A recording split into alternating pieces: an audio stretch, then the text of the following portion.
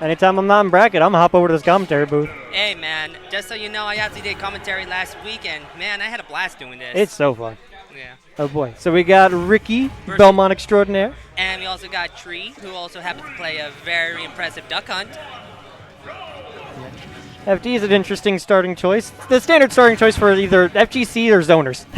This is their preferred stage. This is actually an all zoner and projectile fight because apparently both players here actually are very proficient in their projectiles. So basically, whoever gets hit is basically the one in disadvantage.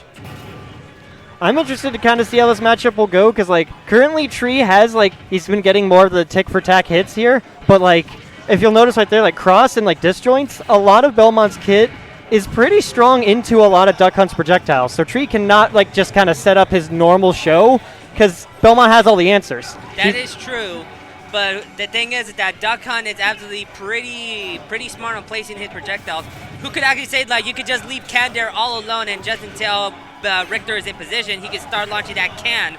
Right. Exactly like that. Or who's to say, the can was just a distraction to actually go for that up air. That situation was really good there because he had the can covering ledge, he had the gunman covering most areas, and he himself, Tree, positioned himself right in the middle to catch somewhere in between. So it's oh, you're going up? I can catch the jump. Tree is an expert at covering multiple options. But it doesn't matter what options you try to cover when you get covered at ledge against Belmont. That is true, but the thing is that for Belmont right here, apparently a good Belmont right here doesn't have to rely heavily on projectiles, but rather he should start relying heavily on the whip too, because the whip is the most used weapon in the Castlevania series. Right here, it's working out really well for this.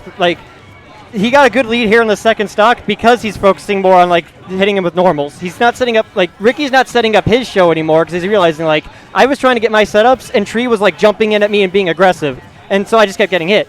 For the start of the second stock, it was the inverse. Ricky started being okay, I'm not going to throw these projectiles into setup. I'm just going to come at you, and it was hitting Tree out of his setup. Yeah, it is true.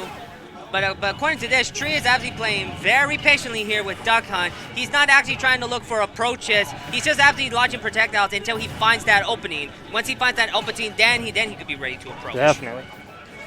Because how do you approach a man with a big disjoint that's pretty quick and several projectiles? You got to wait to make the opening. Yeah, pretty much. And in this case, we've got that opening made with these can confirms.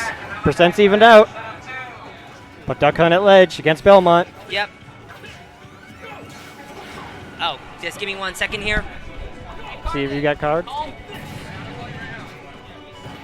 Overcommits a little hard, therefore went to the grab at ledge. Looks like I'm going to have to leave out commentary because I'm going to be up for a match. I'll be back in a bit. Go get him, Hisho. So this appears the great duo solo comms for us then. Can not taking the stock off Duck Hunt just yet. Oh, but getting up right into the holy water. That's going to be that stock. Oh, tries to get the roll read just a little off the point. Can't confirm after the trade. Can set up. Catching the get up. Tree's kind of they're really going blow for blow in terms of the who's going to punish who's set up or who's going to really maximize the advantage. Tree going for the big play, going for the spike, gives up the stage control. But Ricky was overcommitting with his own setup, so Tree's able to hop right over and back air it. Last stocks. But Duck Hunt at ledge against Belmont. This is a rough place to be. Tries to get Can to set himself up. Cross sets it back on stage, but knocks it right back off. He doesn't have a Can to protect himself. Gets up into it. Misses the whip, though, so he'll just eat the percent. This is absolutely a match that is won by who's got stage. Because, both of these characters, Belmont can just kill you or keep you at ledge forever, but Belmont can also just die from any, ledge interaction that doesn't go his way. So this is not, these percents do not matter. This is going to be a game of who's going to actually put them in the spot to win. Right now, Tree's currently in the scary spot, off at ledge. Can't prevent him from really setting up anything too big. Misses his landing whiff punish with the F tilt. Oh, the signal keeps fading in and out. This is really stressful for a first game. Can bouncing over the cross. Cross is still out though. Catching the jump. Nope, he will not take this. There's the air dodge. There's the Can again. He's already double jumped. Just swoops right under Can. Rolls behind Tree. He's got stage control. He needs to make this interaction count. If he gives up stage control again, whoever gives up the center stage here is probably going to lose.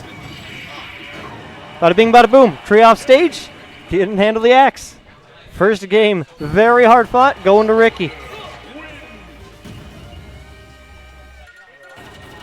That was a very, that was that was absolutely like just blow for blow in their interactions, because both of them take the time to set up their projectile, set up their real set play in game, but both of them can also just be like, oh, let me ignore my setup and just come at you. And it's really coming down to a lot of those decisions, like who can afford to set up something and give themselves the edge in neutral. Tree opting for the character switch. I kind of like this. Duck Hunt, like, having to rely on his setup, but as I'd say at the beginning of the first one, a lot of Belmont's tools kind of just beat Duck Hunt's if they both go for the setup game. So here, Tree opting for Villager. Villager works pretty well as like a counter zoner, because he opts for mid-range with most of his slingshot pressure, and he can handle most of the long-range pressure with Pocket. So he's got answers. Up out of shield. Belmont classic reversal. Takes the cross. He tries to bounce up with it, but it goes the other way. Right there, Slingshot was just snapping cross back, like, whereas Duck Hunt cross would have just gone through and kept swinging. There, just nah, take it back. Immediate up out of shield again. Ricky's pretty quick to pull the trigger in this matchup. Like, no, well, just immediately swing for it. You know what? He will take this. Missing an attempted punish on that down air. Yeah, see right here, the slingshot pressure. It's stopping a lot of the Belmont possible setup. He might have to try to find a way to go in and whip on him.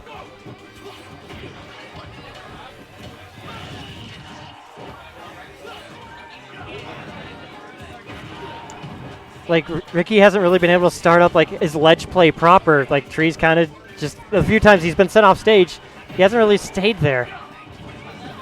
And these pockets are doing their work for setup, trying to catch a roll with that bowling ball. Very evasive maneuvering. He had a footstool in there so he could just keep jumping. Uses his own cross to beat his other option. Tries to catch a landing with that. Once you get the down air at this kind of a percent, if they DI it in a way where they're not going to be right above you where you can't get up B, it basically becomes a 50-50 on can you go for whip or will they air dodge a possible whip and then land into a holy water. So good awareness on Tree to just back out after that hit. Just nope, just go back, fade back, I'll be fine. Expecting a shield on the holy water, so goes for the run-up grab. Hit by the Lloyd, but misses the nair on the recovery, so now you've given up ledge. But a cheeky slingshot and a Lloyd to follow up gives him stage control. Very good up B by Ricky, not going for the tether, well aware that the bowling ball was coming. But Villager and air comes out mad fast. Like, that move was so fast. You can do two in a short hop. Villager's absurd. Yeah, like right there, throwing cross as like a setup or something. No, Villager could just take it. He loves it. Up B not killing yet. That's going to be something that comes into play here. If you can get Villager to pocket one projectile that you like, that becomes free reign to use the other ones. I'm not liking all these grabs. I feel like he's overestimating Tree's ability to handle these holy waters. So he keeps going for these dash grabs, probably thinking he might shield it or something, but he should just start going for F-tilt after it. This is the percent where that will kill. This forward throw at ledge absolutely should kill. 183. No setup. You're at ledge. Barely swoops under the bowling ball, but rolls right into the tree. You think a person with that in his name is ready for it. So now he has a very fast, very high knockback option, just ready and waiting. Gets the nair on the tether. That's a scary thing about this kind of tether recovery character is like, you're only going to miss it so many times because they only have the one mix-up. So if you keep giving Tree that opportunity to adjust his angle, he's gonna land him. That's the rough part of Belmont. You can only guess right so many times. With cross out, he's able to take that trade. Tries to get a follow-up extended, but doesn't get the landing into the nair that he wants, so just the nair. That, however, very close holy water will definitely get the kill. This is not as bad as the Duck Hunt situation where, like, I wouldn't actually say this is as bad for Tree as it was, because, like, Duck Hunt there was kind of having a lot of problems getting around a lot of Belmont stuff, but that was it. That was a tricky place to be, because, like, that far out, Ricky could have tried to down air him, but I feel like Tree was almost trying to bait that. Because down air has a little bit of startup, and as I've said, nair comes out, like, instantly. So he was absolutely, like, waiting for that. We'll have to see how this, like, recovery, like, back and forth adapts. Because if Ricky can keep, like, mixing up his recovery and start being more aware of when Tree goes out after him, then that gets rid of a ton of his openings. But if he's unable to get those mix-ups, this goes from a close one stock from Tree to killing Belmont mad early. Ooh, we got the switch from Ricky off of Belmont. He has been working on a Fox. Because, I mean, Belmont's good, but you only go so far with that volatile of a character. Having a counter pick or having a pocket to mix it up with, very smart. All right, he's got the percent lead. Camp. Reflect is a very smart option against Villager. But his jab is, that thing stays out for a good while. I like this song. This match keeps doing no signal. My apologies. Clanking with the F tilt. We're immediately opting for center stage, or for stage control. Villager, like I said earlier, is an awkward mid-range zoner because at long range, Lloyd takes so long to come out, and Slingshot only goes so far. So I kind of like that idea to disengage and go all the way back, but at the same time, you got to find your pressure on Villager.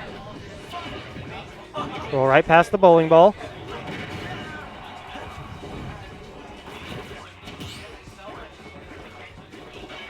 A scary thing, too, about reflecting Villager from that long distance, like, yeah, he might not hit you and you can reflect it, but as we kind of saw earlier, if you're doing just a long-range Lloyd, long-range reflect, you can just pocket it. Good job. You've given him 2 Lloyds now.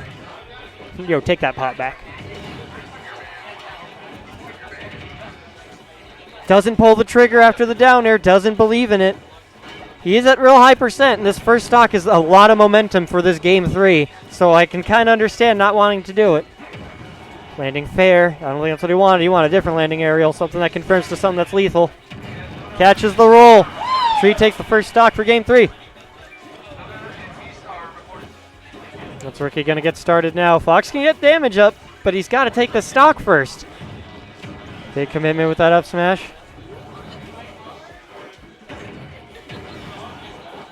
It's the follow up, but misses the follow up way up high. Doesn't pull the trigger again. He saw the tech in place, but turned around, probably expecting like a tech out or something. Ricky's just a little too safe. No punish on the pocket either. Tried to dash attack it, but only got hit by Villager's neutral air instead. Jumping to avoid it, but with Tree in the way there, and now the distance from the full down air, he's not going to get a follow-up. No punish on that either. That parry punish. Tree's taking the second stock. Still hasn't lost his first. Ricky's like patience is going to be his undoing. Right there, he tried to go for the up smash and missed it. Gets the second one out to the unsafe F tilt, but you've kind of got an uphill battle to make now. You didn't believe in your openings. Getting something started. Only a little bit of percent, though. Gets the nair into jabs. 20 more percent's tacked on. Pocket able to get that gyro, or get that Lloyd. He's just taking these Lloyds back. He don't care. Yeah, we'll pass him back and forth. These up tilts have been doing a really good job of anti-airing. Like Tree was doing them in the first stock really well, and they're working here. Still, he's at kill percent now. Ricky's kind of playing this comeback pretty smart, but he's got to believe in his opening, and he can't afford to not pull the trigger. But right there, a little too far off. Fox recovery takes some time. Finally winds at the bowling ball and gets it. Good stuff on Tree.